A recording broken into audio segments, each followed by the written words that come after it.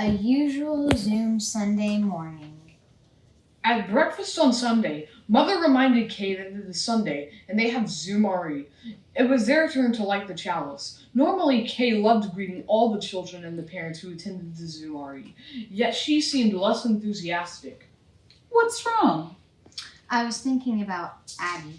She won't be at the worship service today because she's still in the hospital. I'm going to miss her.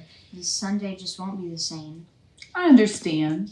It's hard to look forward to today when someone important to you is having a hard time. Would you like to sit this Sunday out? I can light the chalice by myself or ask somebody else for help. No, my friends expect to see me, so I better do it. Mother and Kay were the first to sign into Zoom, and they met with a smile every single person who signed into Zoom. They let everybody in the waiting room and reminded them to mute themselves when not talking. Kay and the mother made sure of the background running well, and the chalice was at hand. Kay reviewed the chalice lighting words one last time. After welcoming and Kay lighting the chalice for the group, everyone was busy telling parents about their week. This was religious education Zoom meeting for the children and their parents.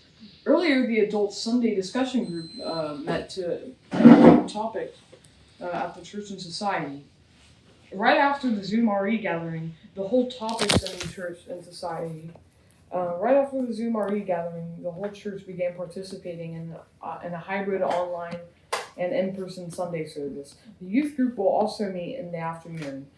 All have their own meeting and will sign into Zoom at their own time. Life changed since mid-March at Bay Area Unitarian Universalist Church.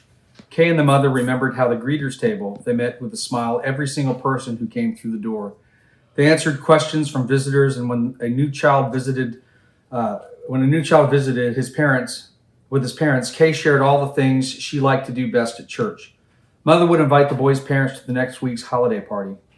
Once Mrs. Carroll brought a big vase of flowers she had arranged for the altar. Mother held the door for her. Kay picked up a flower that had fallen out and gave it to Mrs. Carroll. She asked Kay to pick a spot and put it back in the vase. That's perfect, Kay. I bet you would make a good flower arranger, she said. This made Kay smile. Kay remembered how everyone was busy. In the nursery, volunteers made sure there were diapers and wipes to take care of the babies. In the RE rooms, the leaders were setting up supplies and snacks for their groups. In the sanctuary, the music director made sure the piano was in tune and the volunteers set up microphones so everyone would be able to hear the service.